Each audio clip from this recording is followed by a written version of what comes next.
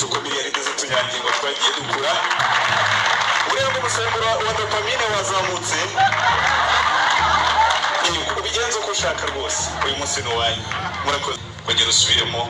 Ismael Mwanafunzi uri mu banyamakuru bakunzwe muri iki gihe yashyingiranywe na Mahoro Claudine nawe wahoze ari umunyamakuru. Ubukwe bwabaye ku itariki ya 1 Nyakanga mu 2023 mu karere ka Huye, bwabimburiwe n'umuhango wo gusaba no gukwa wabereye mu busitani bw'ingoro ndangamurage i Huye. Umuhango wo guhana isezerano ryo gushyingirwa wabereye muri katedrale ya Butare mbere y'uko abatumiwe bakirirwa mu busitani bw'ingoro ndangamurage i Huye. Mahoro Claudine wasezeranye kubana akaramata na Ismael Mwanafunzi, umunyamakuru binazemo igihe wamenyekanye mu binyamakuru bitandukanye nka Isango Star na Radio 10 na TV 10.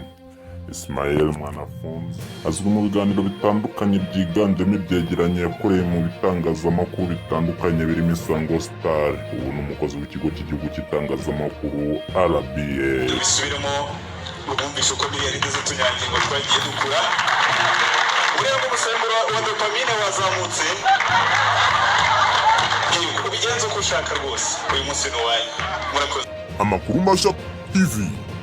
Kanda handitse subscribe niba utarabikora, uraduteye inkunga yo kujya tukugezaho amakuru mashya buri gihe.